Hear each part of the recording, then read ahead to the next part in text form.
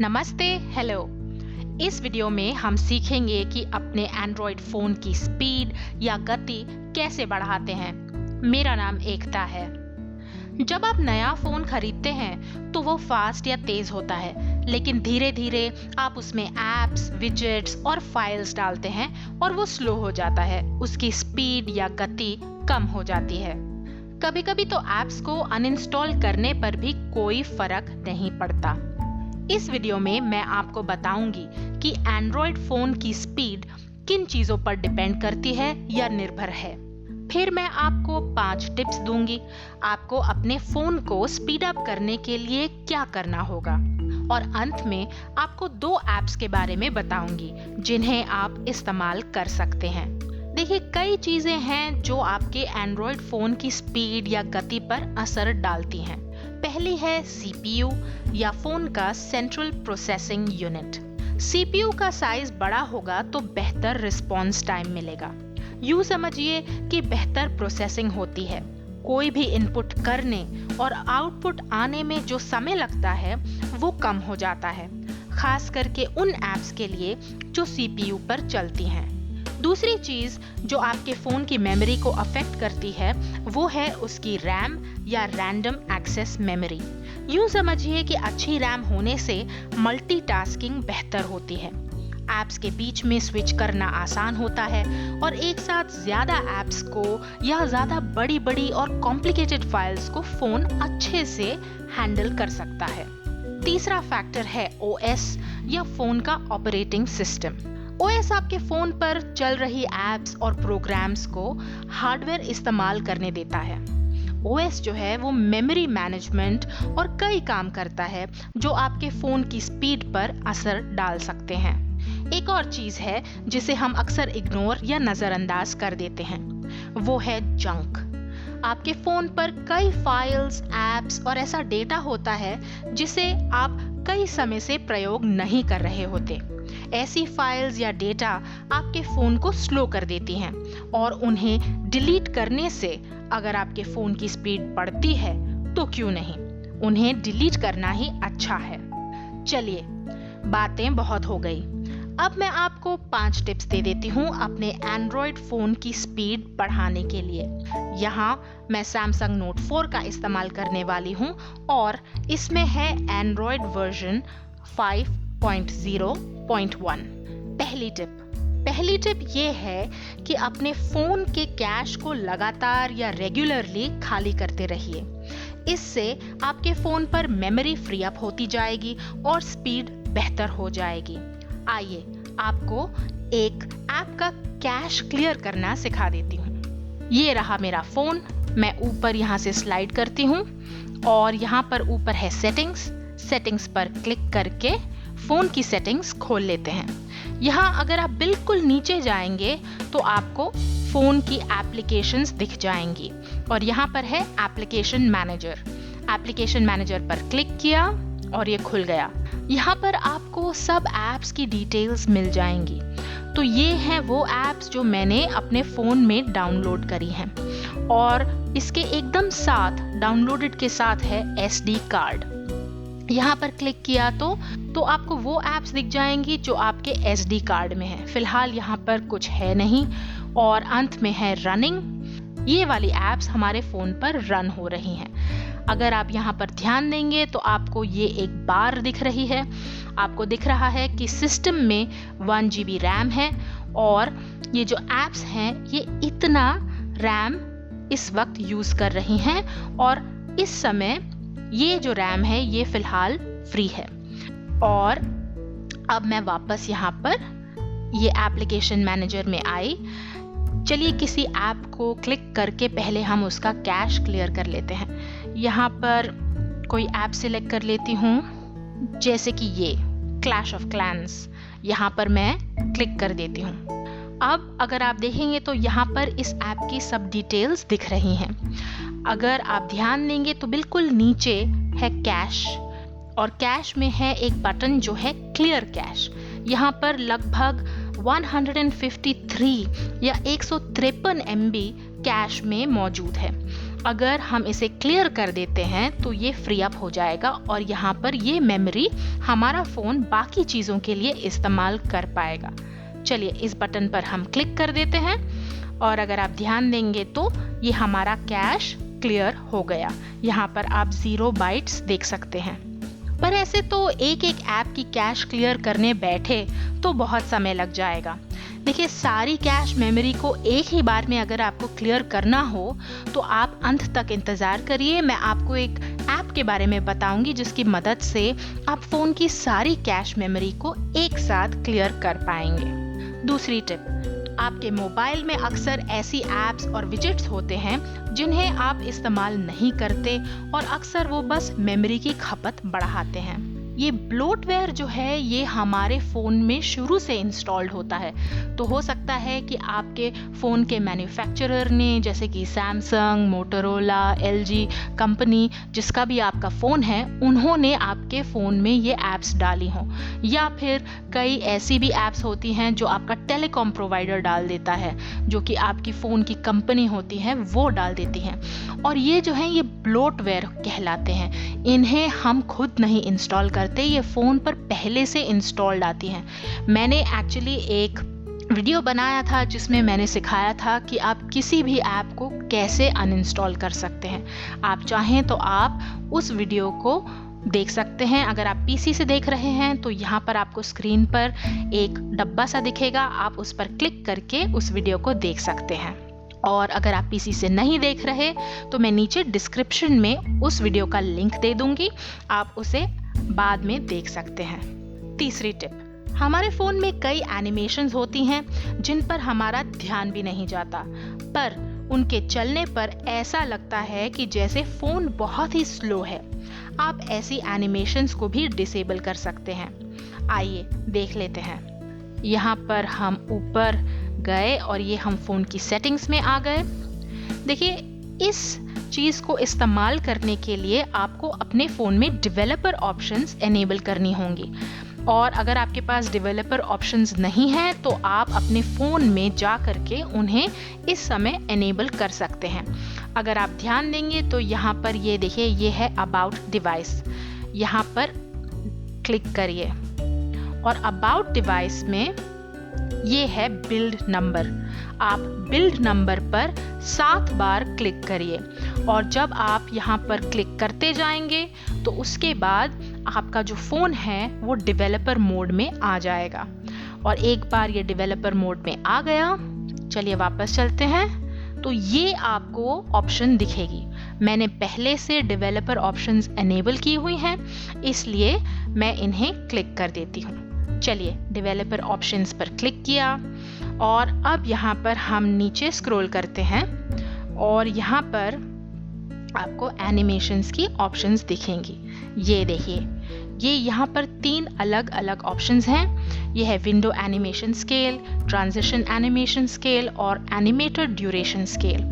यहाँ पर by default से अपने आप से ये 1x को सेट है, हमें इन्हें जा करके डिसेबल करना है।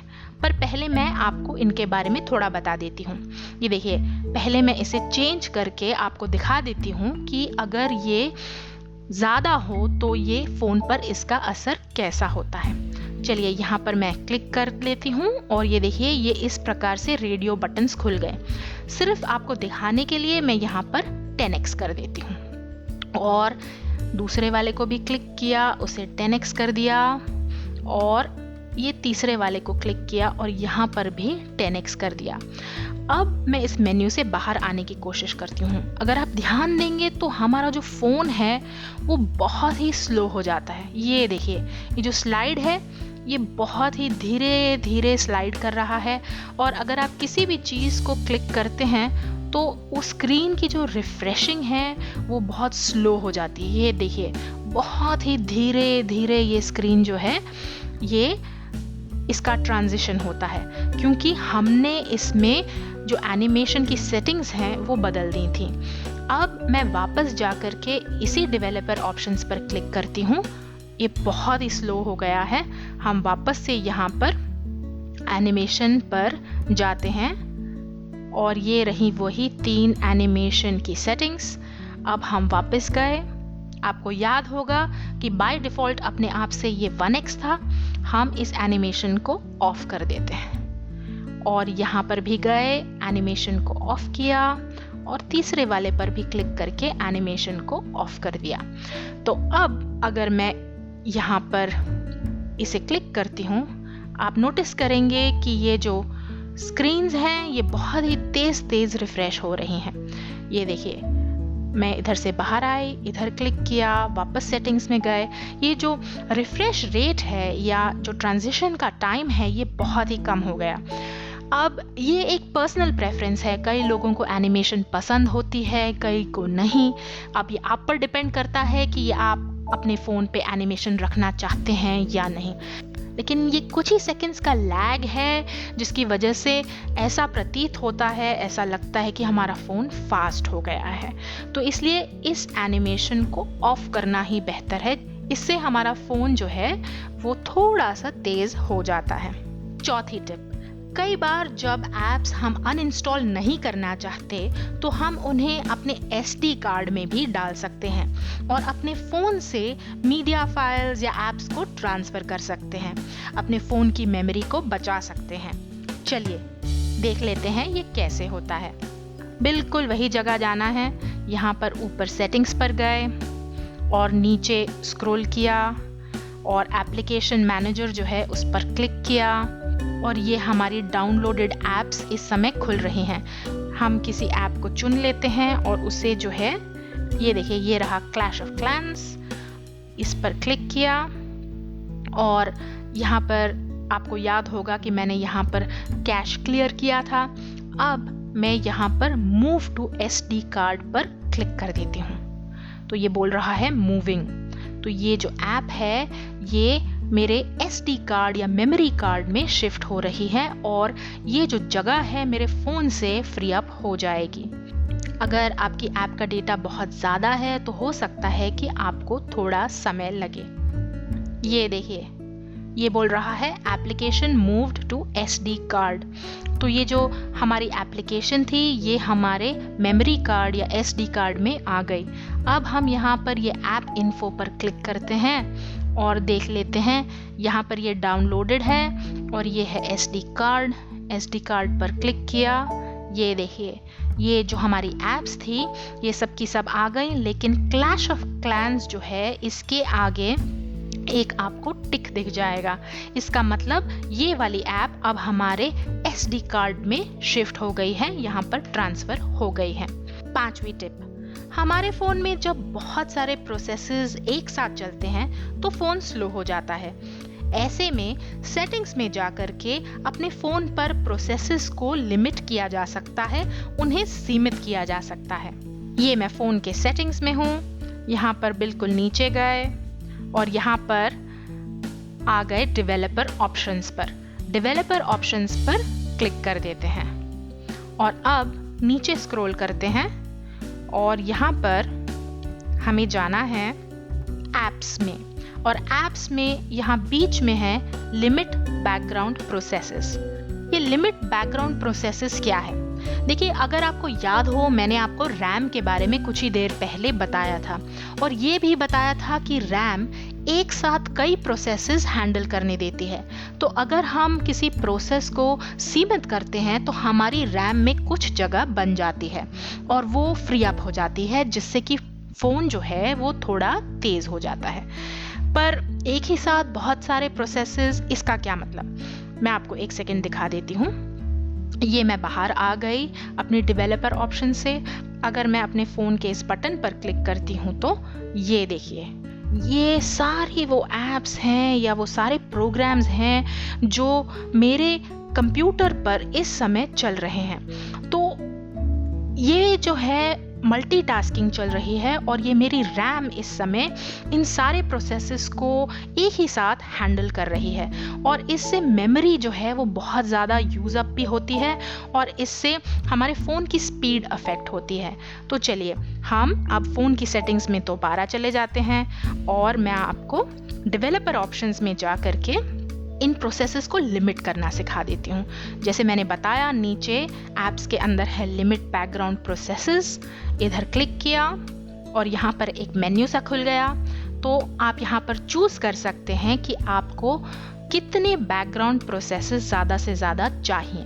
फिलहाल यहाँ पर स्टैंडर्ड लिमिट है, आप चाहें तो आप इसे घटा सकते हैं। मेरा तो सजेशन ये होगा कि इसे 3 या 4 रखिए, क्योंकि अगर आप नो बैकग्राउंड प्रोसेसेस रखेंगे तो हो सकता है कि आपके फ़ोन में कुछ प्रॉब्लम आ जाए, या एक प्रोसेस रखेंगे तो भी हो सकता है कुछ इश्यूज आ जाएं। तो इसलिए मैं इसे एट मोस्ट 4 प्रोसेसेस पर कर देती हूँ। अब इससे क्या होगा कि अगर 4 प्रोसेसेस से ज़्यादा एक टाइम पर चल रहे होंगे तो वो उन्हें शट कर देगा और ज़्यादा से ज़्यादा एक समय पर 4 प्रोसेस ही चलेंगे। तो ये तो थी 5 टिप्स। अब मैं आपको 2 ऐप्स के बारे में बता देती हूँ जो आप अपने फ़ोन पर इंस्टॉल कर सकते हैं एंड्रॉयड फ़ोन की स्पीड को बढ़ाने के लिए। पहली ऐप जिसके बारे में हम सीखेंगे वो है ग्रीनिफाई। ये रही ग्रीनिफाई ऐप। आप इसे अपने एंड्रॉयड फ़ोन पर प्ले स्टोर से डाउनलोड कर सकते हैं। मैंने इसे पहले से इंस्टॉल किया है। चलिए इसे इस्तेमाल करना सीख लेते हैं। ये इसे क्लिक किया और इसे खोल लिया। यहाँ पर देखिए मैं इसे पहले भी इस्तेमाल कर चुकी हूँ, इसलिए ये कुछ ऐप्स यहाँ पर आपको दिखेंगी। लेकिन अगर आप पहली बार आ रहे हैं तो ये बिल्कुल खाली होगा और आप यहाँ पर एक एक करके अपनी ऐप्स को हाइबरनेट कर सकते हैं। इसका क्या मतलब? देखिए, ऐसी ऐप्स होती हैं जो कि बैकग्राउंड में चल रही होती हैं, आप ना उन्हें खोलते हैं और ना ही आप उन्हें अनइंस्टॉल करना चाहते हैं। अगर आप उन्हें अनइंस्टॉल नहीं करना चाहते तो आप उन्हें हाइबरनेशन मोड में भी भेज सकते हैं। उससे ये होगा कि ये जो ऐप्स हैं ये आपकी मेमोरी नहीं ज़्यादा यूज़ अप करेंगी। चलिए यहाँ पर ये प्लस का जो आइकन है इधर हम क्लिक कर लेते हैं और ये है ऐप एनालाइजर।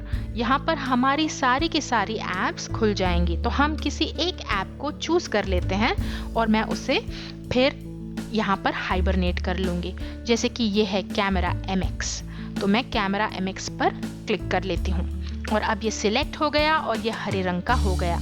यहाँ पर नीचे अगर आप ध्यान देंगे तो एक टिक मार्क सा आ गया है।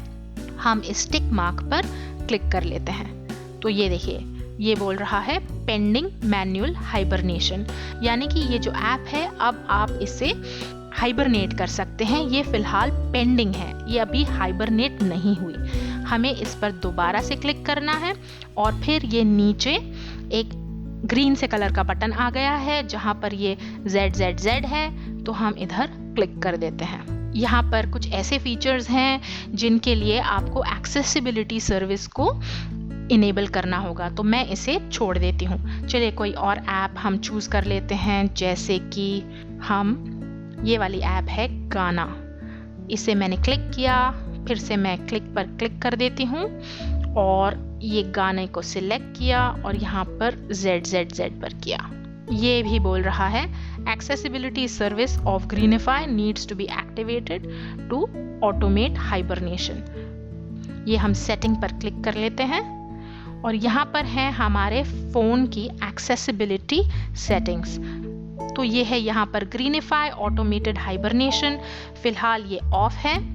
हम इधर क्लिक कर लेते हैं और इससे यहाँ पर ये जो ऊपर बटन है इसे हम क्लिक करके और ओके पर क्लिक कर लेते हैं और बस यहाँ पर ये जो है ये हमारी सेटिंग्स एक्टिवेट हो गई। अब हम वापस गए और यहाँ से बाहर आए। अब यही जो ऐप्स थी जो हमारी ऑटोमेटिकली हाइबरनेट नहीं हो रही थी, अब उन्हें दोबारा से हाइबरनेट करने की कोशिश करते हैं। चलिए ये गाना पर क्लिक किया और ये ZZZ पर क्लिक किया और अब ये जो है ऐप ये हाइबरनेटेड के सेक्शन में आ गई, यानी कि ये ऐप अब हाइबरनेट हो चुकी है। यही वो ऐप है जो हमने अभी अभी हाइबरनेट करने की कोशिश करी थी और ये नहीं हुई थी।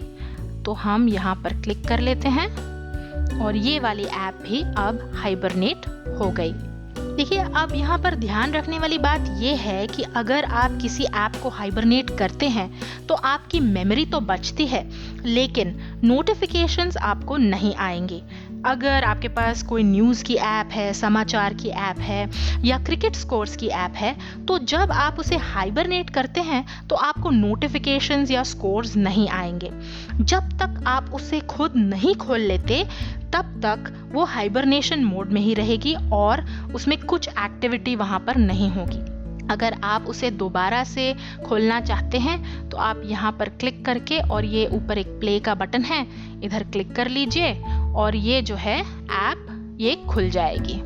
तो इस तरह से आप इस ऐप को हाइबरनेशन मोड में से निकाल सकते हैं। चलिए हम यहाँ से बाहर आ जाते हैं।